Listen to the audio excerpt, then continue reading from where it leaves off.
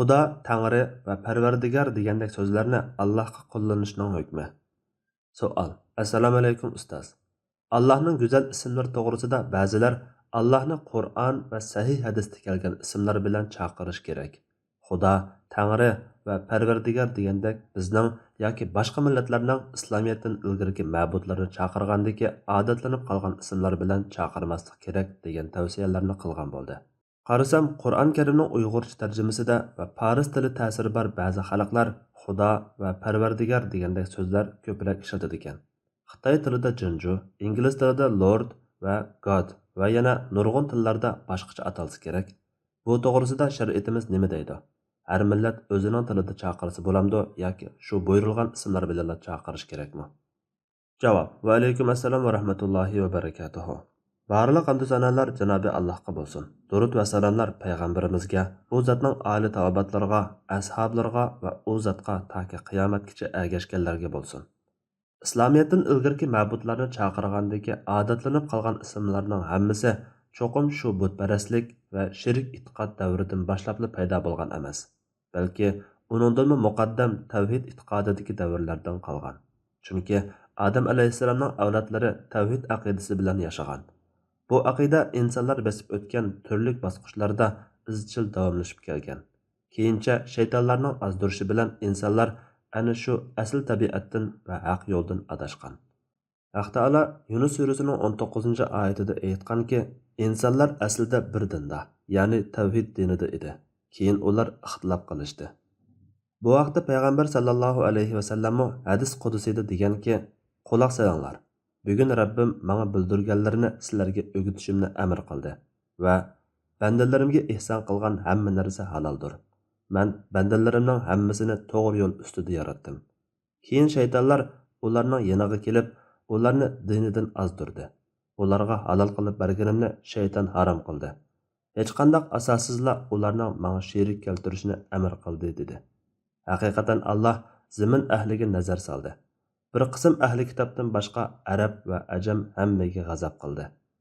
Bu sababdan haq yo'ldan adashgan qavmlar bo'ladigan Allah ularga o'z tili bilan payg'ambarlarni avatib turgan va har qanday bir qavmlar bo'ladigan tavhid e'tiqodida yashab boqqan. Bu vaqtda Haq Taala payg'ambar avatsaklar biz uni o'z qavmining tili bilan avatdik degan. Demak, boshqa tillardagi yaratquchi yegona zotni ifodalaydigan turli ismlar arabchadagi Alloh, Xoliq va Rabb kalimalari va uningga o'xshagan ism sifatlarning ma'nosining shu tillardagi ifodalanishi bo'lib, buni arabcha Qur'on va sahih hadislardagi go'zal ism sifatlarning tarjimasi deyishga bo'ladi. Tilimizda Farischadagi Xudoy so'zining o'zlashgan Xudo so'zimi ma'na jihatdan o'z-o'zidan bor deganlikka teng bo'lib, mundaqcha aytsak, Xudo so'zining ma'nosi aqida olimlari muayyanlashtirgan Allohning zoti sifatlari ichidagi vojibul vujud ma'nosidagi al-vujud bor bo'lishi muqarrar degan ta'riflashning o'z aynidir. Farislardan chiqqan mashhur ahli sunnat peshvosi Imom Faxrur Razi bu haqda to'xtalib mundoq deydi. Ularning Farischa Xudo degan so'zining ma'nosi muqarrar mavjudiyat ma'nosidadir. Chunki Farischa talaffuzda Xudoy so'zi ikki so'zdan tarkib topgan bo'lib, Xudning ma'nosi shay'ining o'zi, mavjudiyati, haqiqati deganlikdir. Ikkinchi so'z ayning ma'nosi bo'lsa, kelgan deganlikdir. Mana bu vujudga sababning ta'sirisiz o'z-o'zidan kelgan deganlikka ishorat bo'lib, bu xil ma'no bo'yicha ularning Xudo degani o'z-o'zidan bor edi deganlikdir. Shayxul Islom Ibn Taymiyaning Imom Qurtubiy qatorliq ba'zi olimlarning bayonlaridan keltirgan bir naqli bayonida mundoq deyilgan. Rabb subhanahu va taala arabcha Alloh, Rahman, Rahim, farischa Xudoy buzurug, turkcha Tangri va shuningdek kalimalar bilan ifodalandi. Halbuki Janobi Haq osmondami, zamindami o'xshamagan ibodatlar va maqsadlarda ma'buddir. Shundaqla u zot turli yod etuvchilarning zikrlarida mazkurdir. Imom Ibn Taymiya mazkur naqlga qo'shimcha qilib mundoq deydi.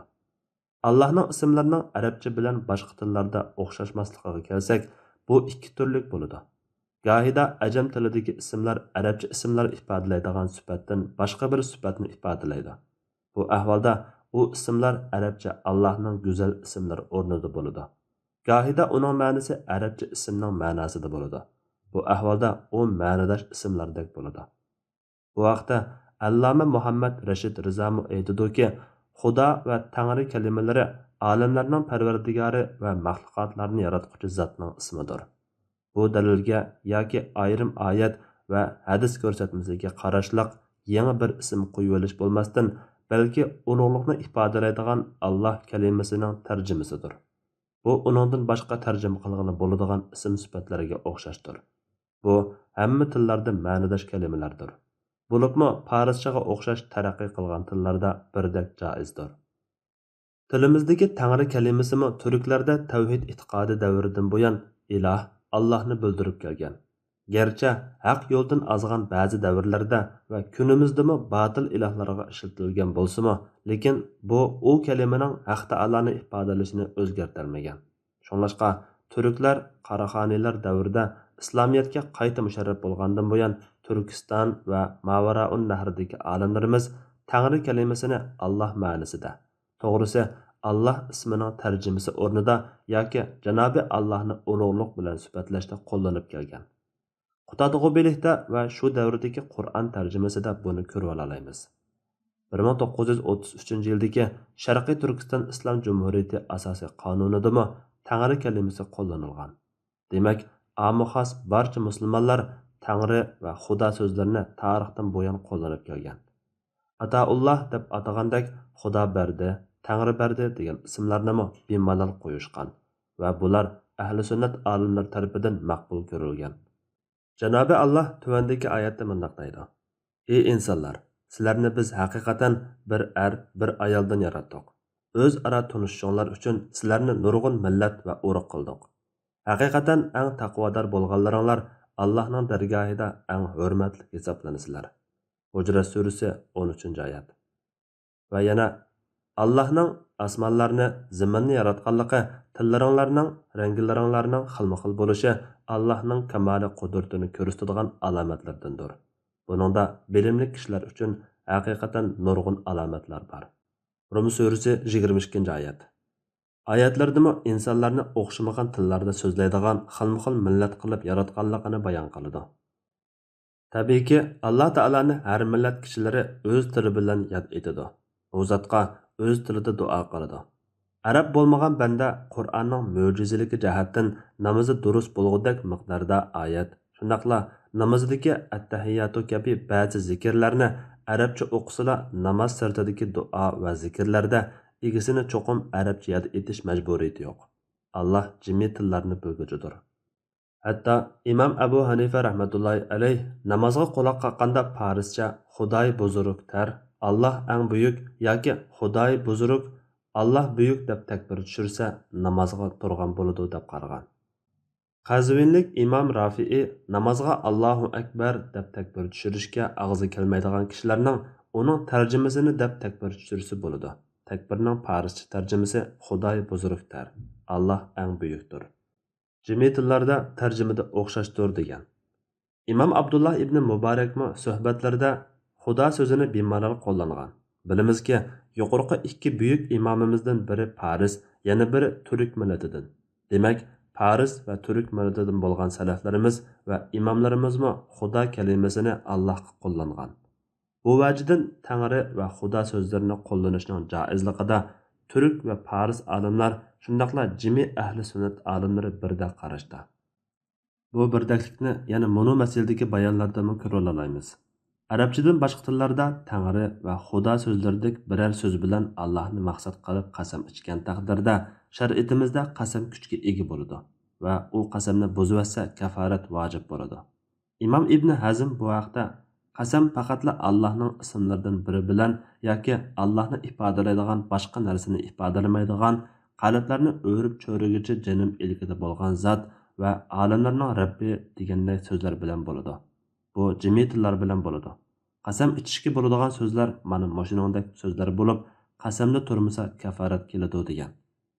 Kalamshunos Hanafiy faqih olim Kamal ibn Humam farscha sukundami xoram behuday desa qasam bo'ladi.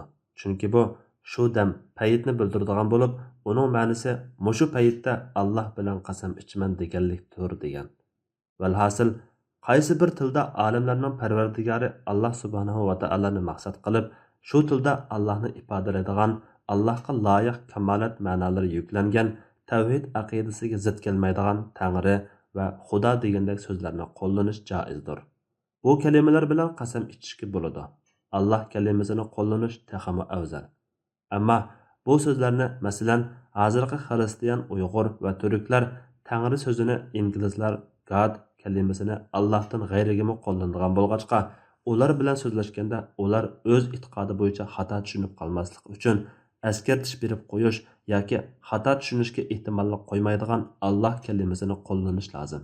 Ya'ni kelib Godni Allohga qo'llanish xususida olimlar orasida ixtilof mavjud. Qur'on tarjimasini qilishdimi God kalimasini ishlatish yoki ishlatmaslik haqida o'xshamagan qarashlar ilgari surilmoqda. Shunga inglizlargami Alloh kalimasini qo'llanganda tushunishmaslikdan saqlang'ili ixtilof doirasidan chiqib ketgili bo'ladi. Boshqa tillardami yuqorqidek kalimaga yuklangan ma'nisi, kelib chiqish orqa ko'rinishi qatorliqlarga qarab bir narsa deyish lozim. Alloh eng to'g'risini bilguchidir. Fatvoda doktor Abdul Aziz rahmatulloh. Fatvolar majmuasi 3-tom.